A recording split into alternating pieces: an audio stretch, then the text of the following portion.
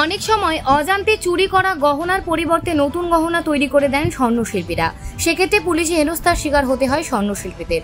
পুলিশি হেনস্থা থেকে বাঁচতে বৃহস্পতিবার বঙ্গীয় স্বর্ণশিল্পীর প্রতিনিধিরা ব্যারাকপুরে পুলিশ কমিশনার অলোক রাজরিয়ার সঙ্গে দেখা করে স্মারকলিপি জমা দেন। পুলিশ কমিশনার বিষয়টি দেখার আশ্বাস দিয়েছেন। ব্যুরো রিপোর্ট, IHRO বার্তা। কারণ ছিল যে আপনারা বোধহয় নিশ্চয়ই জানেন যে আমাদের পূর্বপুরুষের বহু পুরনো গহনা আমাদের বাড়িতে থাকে। বর্তমানে সোনার দাম যেভাবে বৃদ্ধি পেয়েছে, সেই পুরনো গহনাকে ভেঙে আমরা নতুন গহনা তৈরি করে দিই। এবার ক্রেতা বা গ্রাহক আমাদের কাছে পুরনো গহনা নিয়ে এসে দিল, সেটাকে আমরা তৈরি করে নতুন গহনা তাদেরকে দিলাম। কিন্তু সে সেই গহনাটা চুরি করে আনলো কি ডাকাতি করে আনলো, এটা কিন্তু আমাদের জানার ব্যাপার না, আর আমাদের জানার বিষয়ও না। এটা আমরা গহনা তৈরি করে ডেলিভারি করে দিয়েছি। দেখা গেল 2 মাস পরে পুলিশ সেই ব্যক্তিকে নিয়ে এসে বলল যে এই যে মালটা নিয়ে আপনার কাছ থেকে বানিয়ে নিয়েছে, সেই গহনাটা চোরাই গহনা ছিল। এসে আমাদেরকে তুলে নিয়ে গেল। এই ঘটনাটা এই 1 বছরের ভিতরে অল ওভার ওয়েস্ট বেঙ্গলে প্রায় 16 থেকে 17টা হয়েছে। লাস্ট যেটা ভয়াবহ হয়েছে সেটা হলো, আপনারা জানেন Senco gold and diamond West Bengal কেন ভারতবর্ষের ভিতরে একটা ব্র্যান্ডেড প্রতিষ্ঠান। এদের কাছে মানুষ আসে বিশ্বস্ত নিয়ে। সোদপুরে আমাদের যে শোরুমটা আছে, সেই শোরুমে গত মাসের 24 তারিখে এক কাস্টমার 60 গ্রাম পুরনো গহনা নিয়ে আসে। সেই গহনাটা এনে সে এক্সচেঞ্জ করে ওই দিন কিছু গহনা নিয়ে যায়, কিছুটা রেখে যায় ডিপোজিট। 26 তারিখে এসে সে আবার 2টো সোনার কয়েন নিয়ে যায়, এবং 27 তারিখে এসে বাকি যে সোনাটা ছিল সেই সোনার গহনাটাও নিয়ে যায়। 29 তারিখে ঘোলা থানার থেকে পুলিশ এসে আমাদের এক এমপ্লয়িকে তারা ডিরেকশন করে যে এ সোনা গালিয়েছে, এর অ্যাগেনস্টে আমরা 41A ধারায় তার অ্যাগেনস্টে কেস করে এবং তাকে তুলে নেওয়ার জন্য চেষ্টা করে।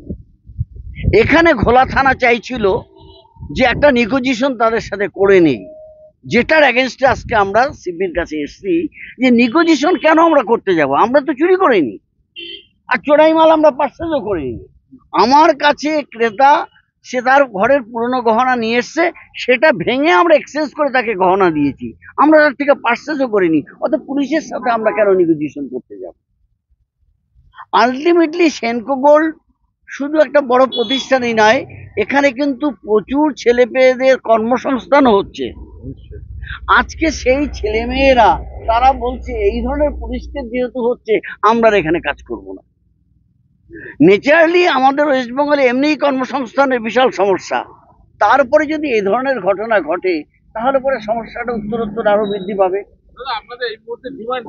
আমাদের ডিমান্ড হলো যাতে পুলিশ গিয়ে এই চোরাই গহনা ভেঙে নতুন গহনা বানিয়েছে এইভাবে আমাদের উপরে কোন রকম টর্চারটা না করে, যেটা আমরা সিপি সাহেবের কাছে অভিযোগটা জানিয়েছি।